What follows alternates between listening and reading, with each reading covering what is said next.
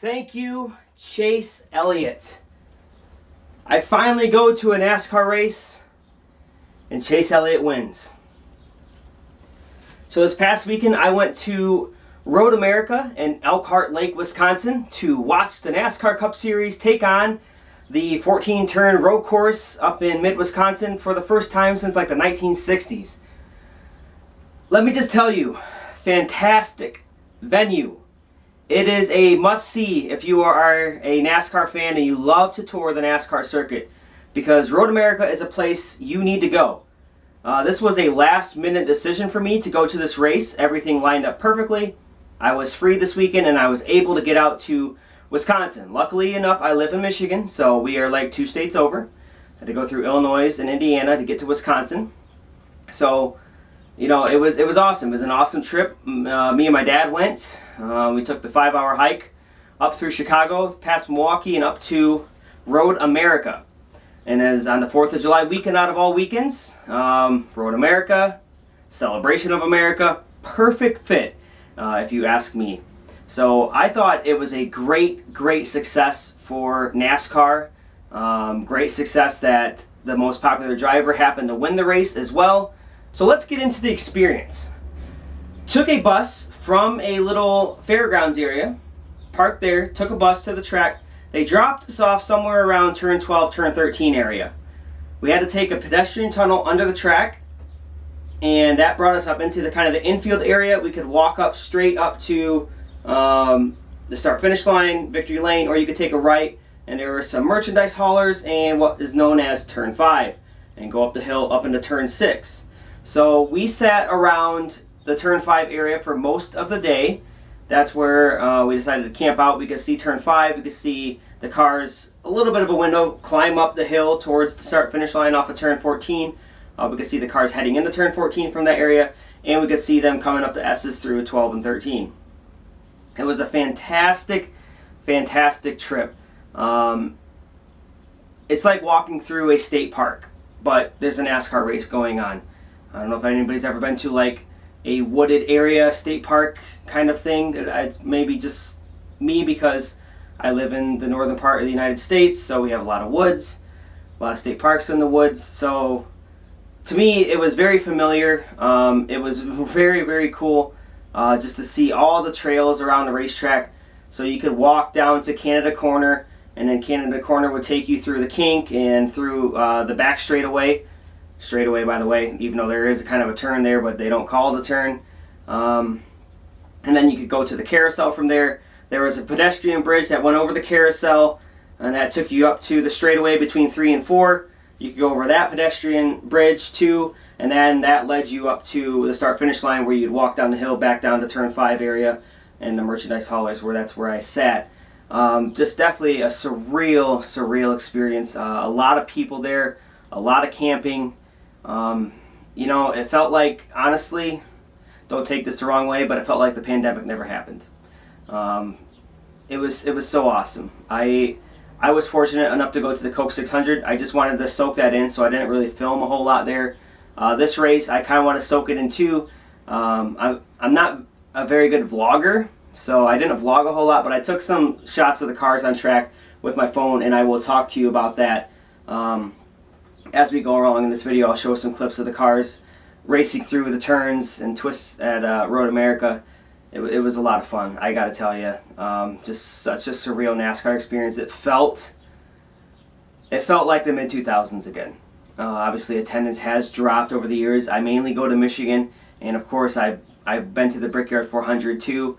And obviously, the attendance at the Brickyard 400 just plummeted. I even stopped going after 2016 just because the racing wasn't good. I felt like Kyle Busch was just going to win like the next 5 races there, which he hasn't.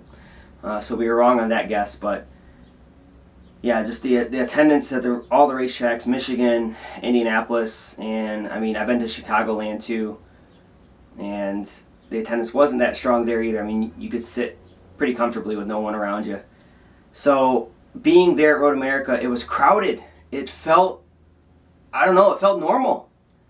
It really did. It felt amazing. And I give it an A+ experience. I plan on watching the race on NBC on YouTube whenever they get that uploaded on the NASCAR channel, which it probably already has by the time this video comes up. But I plan on watching that race just to see what it was like on TV, maybe different experience. Maybe that's why some of the fans didn't like the race, just because the TV product obviously does not equate to the on-track product. But being at the track is always above and beyond. Michigan's a perfect example. I mean, obviously the racing is terrible, but being by the fence, those cars coming at you at 200 miles per hour, going off into turn one, obviously nothing's going to happen in turn one because they all run the same line. But just the sheer speed of the cars flying by you at Michigan is what I always loved at that racetrack. And somebody I did meet at the track posed the question, is Road America better than Michigan? And obviously, like, the race hasn't started yet, so I didn't really know how to answer that question. Michigan means a lot to me because I grew up in Michigan. I've gone to Michigan since like 1997. So I love Michigan International Speedway. No matter how bad the on-track product is, that track will always mean something special to me. Just the race weekend, being there, shopping, watching qualifying, watching practices, getting to go to the infield and take pictures, get autographs. Just Michigan will always mean something special to me. But Road America, first time going there, I don't want to jump ahead and say that was my favorite at-track experience, but it's easily top two. Like I said, Michigan will always mean something to me, but I think if I had a choice, I would probably pick going to Road America over Michigan at the current state of what Michigan's like. So honestly, great experience. And another thing I want to know, if anybody else has ever been to a road course race, I've never been to Sonoma or Watkins Glen, and obviously the Roval's a little bit different since it's an oval racetrack with a road course inside it.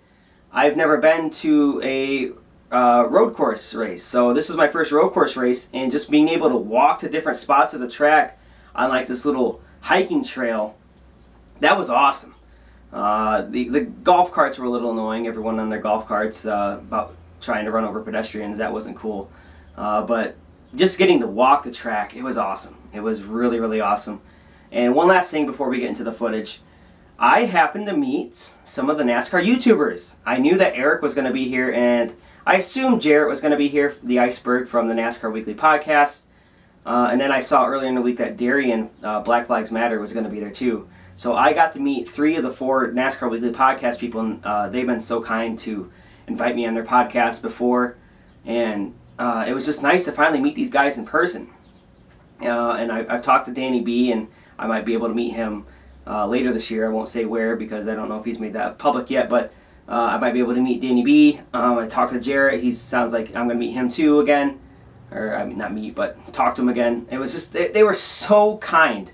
Like we all have busy lives, but they all had questions about stuff going on in my life that I didn't even know they were paying attention to. So I thought that was really awesome. Just shows how kind-hearted they are and how awesome these guys are. And so yeah, they were just amazing people. And I will show some pictures here.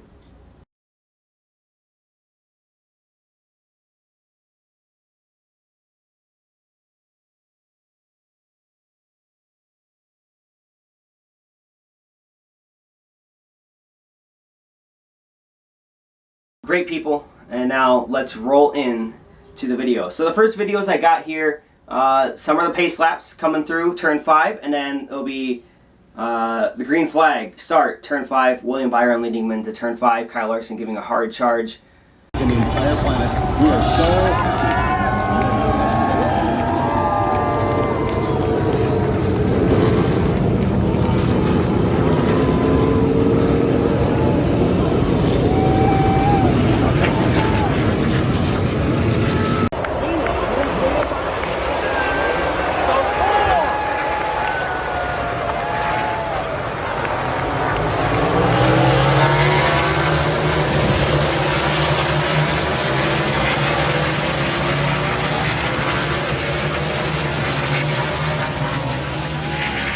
And then this next clip is the cars racing up the hill off of turn 5 up into turn 6. It's quite the climb too, because we sat on this hill and it was awfully steep. My quads got quite the workout there trying to sit in my lawn chair. I ended up just sitting on the grass because it was more comfortable than sitting in my lawn chair. So as them racing up the hill off turn 5.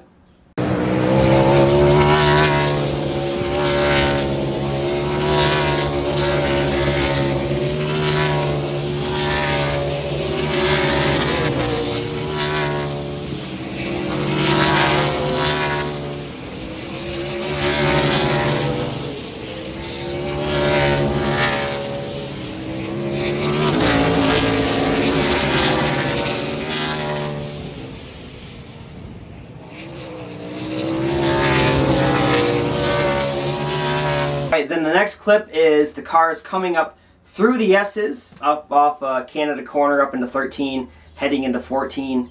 That was such a cool shot. Just the way the guys would race up the S's and then arc their way into the corner. Got a lot of good pictures too. I don't know if I'll share those. I might share them on social media, but maybe I'll make a separate video showing all my cool action shots I got of the cars at the track. I do have some things to learn as a photographer. I need to be better at making sure I follow the car, make sure it's in focus, then take the picture. But it's so hard sometimes when you got like a close-up lens on it. It's hard to grab the cars at first. So I'm going to have to work on some of my photography skills, but I did get quite a few good ones. I was impressed. And I will be printing those out. I have some binders I collect now of races I've been to and pictures I've taken at the track, especially. I got one for Michigan, I got one for my dad, and then I didn't really get a lot of good shots at the Brickyard, so I don't know if I'm going to print those out. But yeah, stay tuned. Maybe I'll have a picture video, but for now, it's just going to be this. So here's the cars going up through the S's.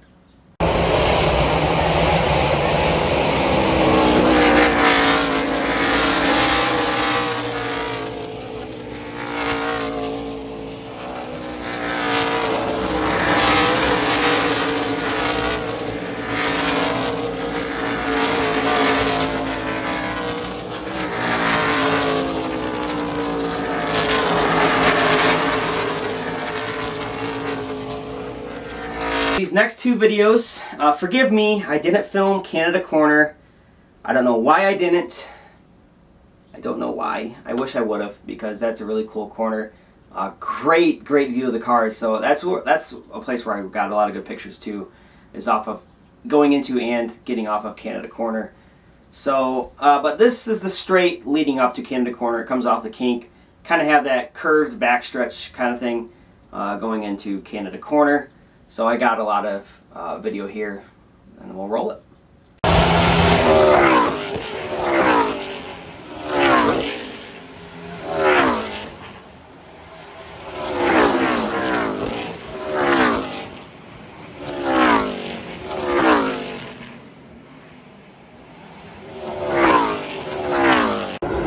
Oh, kind of whisk it off.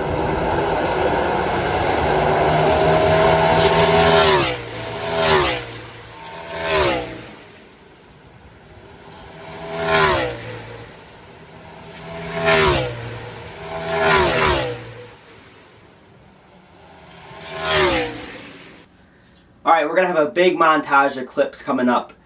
This is where the cars are going into the carousel. So I got them rolling through the carousel because the trail we walk the opposite way the cars are going. So we're actually walking counterclockwise as the cars are going clockwise around the track. So this is them rolling through the carousel, and I got a tape of the cars coming off the, God forgive me, I'm forgetting what turn number that is, but they're coming off that turn, and I filmed them going under the pedestrian bridge and Chase Elliott rocketing out into the carousel, and the cars following him, because this was in stage 3 when Chase Elliott had grabbed the lead from Kyle Busch and Matt DiBenedetto.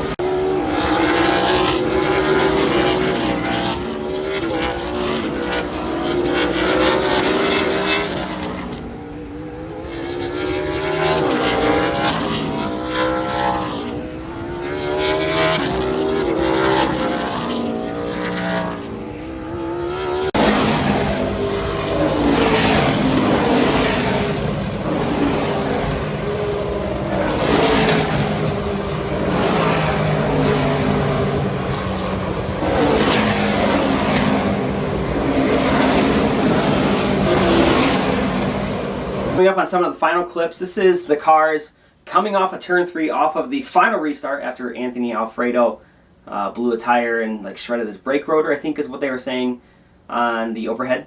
And I'll talk more about that later, about what was going on during the race. Because it's kind of interesting. If you watch Eric Estep, he kind of has the same opinion of me about Road America with that, but I will talk about that more later. But so here's the cars coming off of turn 3. Roll it.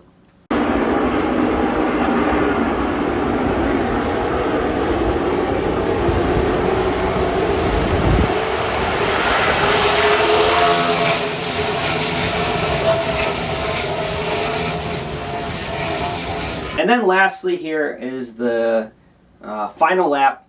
Obviously I couldn't film Chase, so I just kind of filmed the TV screen that was sitting near turn 5, which thank goodness there was one. So that's Chase Elliott taking the checkered flag, and then it will be like the cool down lap where Elliott's kind of going slow by, and him rolling up for his interview with Marty Snyder. And then I did not film his burnout. I decided to rather take some pictures, and I got some good pictures of Chase Elliott during his burnout. So I think those are going to be some I'm going to print off and frame, kind of put them around my room, because it's just really cool to see Chase Elliott win, which I will talk more about in a second.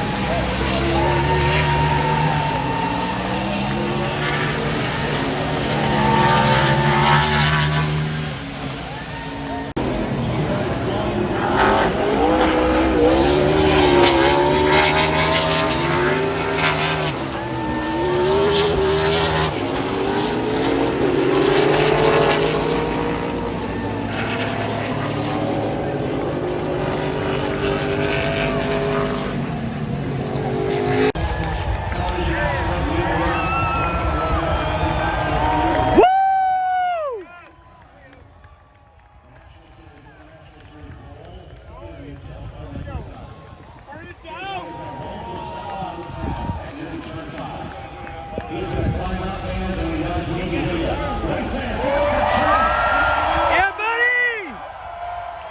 Attaboy!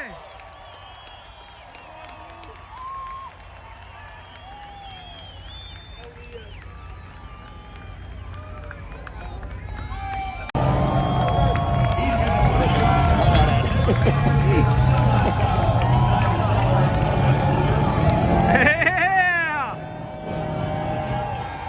Shredded him! Gonna get rear-ended. Just tow him back. Ever get towed to victory lane? There we go.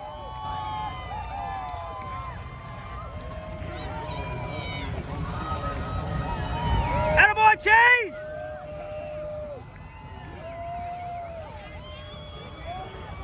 And that's it. Chase Elliott is your winner at Road America. And let me tell you, finally, Chase Elliott wins while I'm in attendance. Man, it's been a struggle. 2014, Jeff Gordon won at Michigan, and he won at the Brickyard that year too. But that was the last time I had seen one of my guys win a race. Dale Jr. never won a race after 2012 that I've been in attendance for. Obviously, Jeff Gordon, that was his last one in person. I didn't get to go to Martinsville. And then, yeah, that's about it. Carl Edwards, he was my guy for a little bit after Gordon retired, and then he ends up retiring too. So Chase Elliott really he was my guy in 2016, but Edwards was like right there with him, just because I've always liked Carl.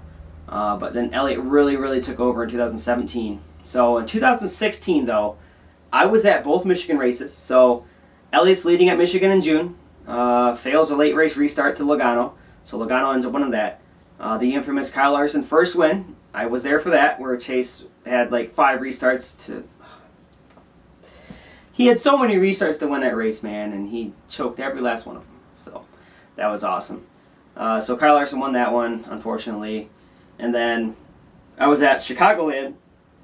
I was at Chicagoland in 2016, where Chase was leading with 3 to go. No fault of his own. He's just out there buzzing around. He's got 3 more laps left. Michael McDowell has a tire going down, doesn't pit, and then it ends up shredding. So late race restart there. Elliott loses spots on pit road. Truex ends up winning the race. 2017 Michigan, this one didn't sting as much. He still finished second though. So this is my third second place finish, and I think he finished third at Chicagoland. So far 4 top 3 finishes for Elliott, which is cool. I'm at least seeing my guy compete.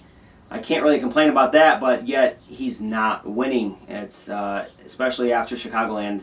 I think that might have been the most depressed I've been after a race, because he had it. He really had it that race. And then I don't think he finished second up until this past May, when I was at the Coke 600 at Charlotte. He finished second to Kyle Larson once again. That was like my 4th Kyle Larson victory I've seen. He's won 3 at Michigan, and then the 4th at Charlotte. So I'm getting nervous. Like, man, is Kyle Larson going to win at the road course? He just dominated Sonoma. Now here we are at a road course. Please don't let Kyle Larson win. And thankfully, Larson was really not a factor all day long. So that was kind of a breath of fresh air. And then Chase Elliott was able to grab the lead late. And then on a late pit stop, he lost position. But, I wasn't nervous. I was kind of nervous when Chase took the lead. I'm like, okay, here we go again. Just breathe. It'll be fine. And then he was just dominating after that. Caution comes out, loses spots on pit road. I'm like, he's going to be back. And sure enough, I don't even took a whole lap, and he got the lead from Kyle Busch coming into the kink, I think, on that first lap of the restart, and it was just game over from there. Christopher Bell was running some good lap times late in the race, but I think Elliott was more or less just trying to make it around the track easily with those tires, and then Elliott finally wins when I'm in person. So I kind of knew that going into the race that Chase Elliott could win this race, has a high chance. It's a road course. Elliott's good at road courses. This was his 7th win, 1 behind Stewart and 2 behind Gordon. So we still have, 3 road courses left this season? Yeah. So because we have the Glen, which he's won at twice. We have Indianapolis Road Course, which is kind of a question mark, but so is Road America. And Chase ended up winning at Road America, so he could win at the Indianapolis Road Course, which I hope he does, because he's going to be in Hooters car. Really love to get that race 1 diecast. And then we have the Roval coming up, which he's won the last 2 of those too. So he could get Gordon this year. He could get Gordon this year, and I'm not gonna count on it. I don't want to sound cocky or anything. We just know that Chase Elliott has been killing it on the road courses. He's been in some good cars, but I think there's a lot of skill behind it too. And I know Chase really won't admit that, but he's really good on the road courses. So I think he could at least tie Gordon this year. I don't know about passing him, but he could tie him. Or he could not win. He could not end up winning a race, just like what happened at the Daytona Road Course. He easily had that one in the bag until a rainbow caution came out because it was raining. I have mixed reviews on it too, because there were a lot of drivers crying that it was raining, of course, because they probably just want a caution so they can catch back up and things play out like it kind of did. So it is what it is. I'm not going to dwell on it because Chase already has 2 wins this year, 1 at COTA and 1 at Road America. I would like to see Chase Elliott win on an oval, but I think Kyle Larson's got him covered there with the oval, so we'll see. One last thing about Road America. I gave it an A+ experience. It could easily be an A- though. One of the critiques is walking around the track. I kind of didn't know what was going on. Eric talked about this in his video. I had no idea what was going on at all during that entire event. I won't say the entire event because I had a scanner, and then we were able to listen to that once we got sat down. But while walking, they didn't have as many.